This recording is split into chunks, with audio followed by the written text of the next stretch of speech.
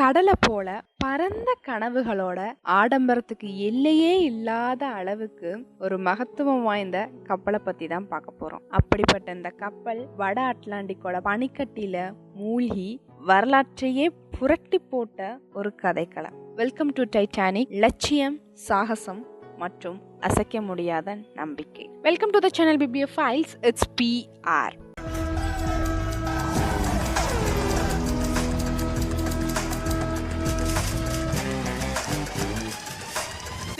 Master மாற்றங்கள் வரும் master.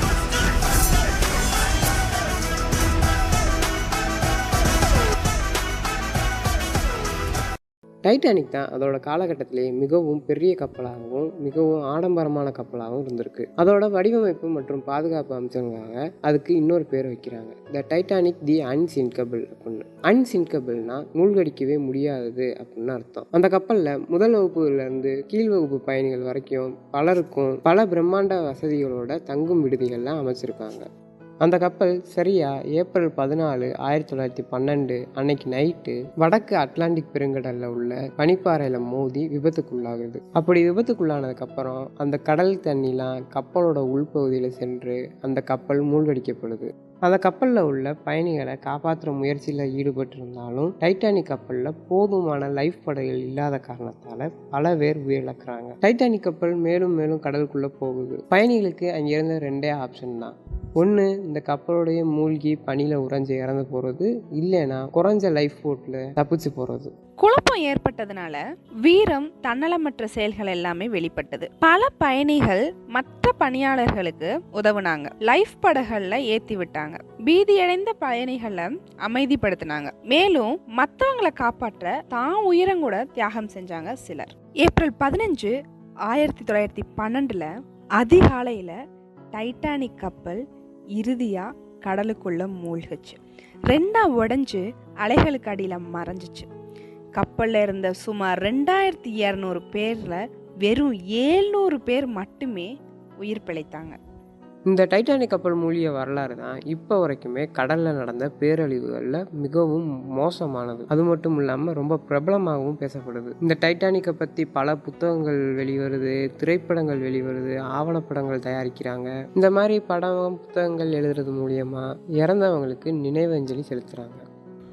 Titanic கப்பலோட சில மர்மமான உண்மைகளை பார்க்கலாம்.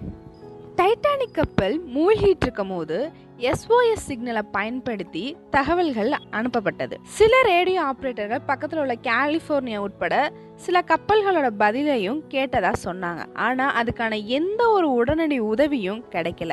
இந்த தாமதத்துக்கான பதிலும் இன்னும் மர்மமாவே இருக்கு. டைட்டானிக் கப்பல் ஒரு பனிப்பாறையில மோதி விபத்துக்கு உள்ளாச்சு அப்படின்னு பரவலா பேசப்பட்டாலும் மோதலுக்கான காரணம் சரியா யாருமே இன்னும் வரைக்கும் சொல்லல. அது ஒரு பனிப்பாறையில தான் மோதி இருக்கும் அப்படின்னு யாரும் இன்னும் தெளிவா சொல்லாம இருக்காங்க. இந்த டைட்டானிக் கப்பல் மேல ஒரு சாபம் வைக்கப்பட்டதா புராண கதையில சொல்லப்படுது. என்னதான் இது கனவுகளின் கப்பல்னு சொல்லப்பட்டாலும் இந்த கப்பலை பத்தி பெருமை பேசுறவங்களும், இந்த கப்பல்ல போனா அவங்களோட உயிருக்கு எதுவுமே ஆகாதுன்னு சொல்றவங்களும் துரதிர்ஷ்டத்துக்கு ஆளாவாங்கன்னு சொல்லப்படுது.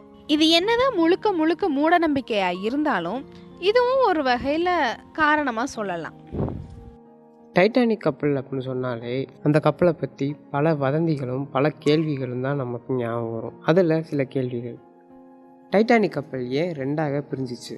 தி அன்சிங்கபிள் அப்படின்னு சொன்ன கப்பல் எப்படி ஆக்சிடென்ட் ஆச்சு, எப்படி மூழ்கிச்சு, அது எப்படி ரெண்டாக பிரிஞ்சு உடஞ்சிச்சு அப்படின்னு பல கேள்விகள் இன்ன வரைக்கும் கேட்கப்படுது.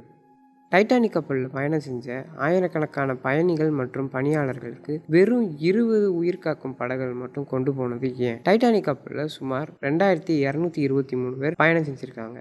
ஆனால் கப்பலில் இருந்தது வெறும் 20 லைஃப் போட் தான். அது மூலியமாக சுமார் 1200 பேரை மட்டும்தான் காப்பாற்ற முடியும். அவ்வளோ வசதிகள், அவ்வளோ ஆடம்பரமான கப்பலில் எப்படி 20 லைஃப் போட் பத்தும்? டைட்டானிக் கப்பலில் வேலை பார்த்த படகு குழுவினருக்கு ஏன் பைனாக்குலர் கொடுக்கல? ஏப்ரல் 14, 1912 டைட்டானிக்கு மூழ்கும் போது அது பக்கத்திலேயே SS கலிபோர்னியா அப்படின்ற கப்பலும் இருந்திருக்கு. ஆனால் அந்த கப்பலில் இருந்த கேப்டனும் அவங்க குழுவினர் யாருமே டைட்டானிக் கப்பலுக்கு உதவலை. கப்பல் மூழ்கும் முன்னாடி டைட்டானிக் கப்பலோட கேப்டன் எட்வர்ட் ஸ்மித்துக்கு என்ன ஆச்சு? ஏப்ரல் 14, 1912 இரவு 11 மணிக்கு டைட்டானிக்கில் என்ன ஆச்சு அப்படின்னு கேப்டன் கேட்டதுக்கு ஒரு பனிப்பாறை மோதிடுச்சு அப்படின்னு ஒரு முதல் அதிகாரி சொல்கிறாரு. அதுக்கப்புறம் என்ன நடந்துச்சு அப்படின்னு யாருக்குமே எதுவும் தெரியலை. தப்பி பிழைச்ச சில பேர் சொன்ன விஷயம் என்னன்னா, ஸ்மித் துப்பாக்கியால் சுட்டு தற்கொலை செஞ்சுக்கிட்டாரு அப்படின்னும் பல வதந்திகள் இருக்கு. எழுத்தாளரான வைன் கிரேஜ்வேட் கேப்டன் ஸ்மித் இறந்தது தொடர்பாக குறைஞ்சது 5 வதந்திகள் இருக்குது அப்படின்னு சொல்கிறாரு.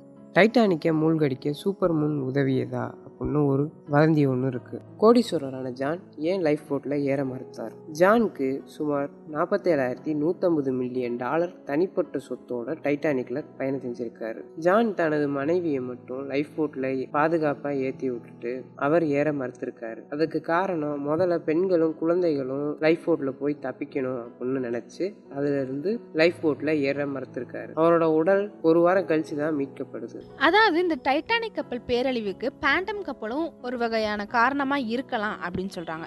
இந்த பேண்டம் கப்பல்ன்றது ஒன்றும் கிடையாது, கடத்தல் பொருட்களை கொண்டு போற கப்பல். இது டைட்டானிக் கப்பலை மோதி இதுவும் ஒரு வகையான காரணமா இருக்கலாம்னு சொல்றாங்க. என்னதான் அது சொன்னாலும் இதுக்கான சரியான ஆதாரங்கள் கிடையாது. என்னதான் நம்ம சுவாரஸ்யமான கதைகள் மர்மங்கள் அப்படின்னு சொன்னாலும் எது உண்மை எது பொய்ன்னு இதுவரைக்குமே சரியான ஆதாரங்கள் நமக்கு கிடைக்கல. இது வரலாற்றே மிகப்பெரிய பேரழிவு தான். இன்னுமே இதை பற்றின விவாதங்கள் போயிட்டு தான் இருக்கு. இந்த டைட்டானிக் கப்பலோட கதையானது மனிதர்களோட முயற்சிகளின் பலவீனத்தையும் துன்பத்தையும் சந்திச்சாலும் அதை தாங்கும் மனப்பான்மையையும் நமக்கு நினைவுபடுத்துது. இந்த வீடியோ உங்களுக்கு பிடிச்சிருந்தா லைக் பண்ணுங்க, ஷேர் பண்ணுங்க. பிப்ளியோஃபைல்ஸ் இட்ஸ் பிஆருக்கு சப்ஸ்கிரைப் பண்ணுங்க.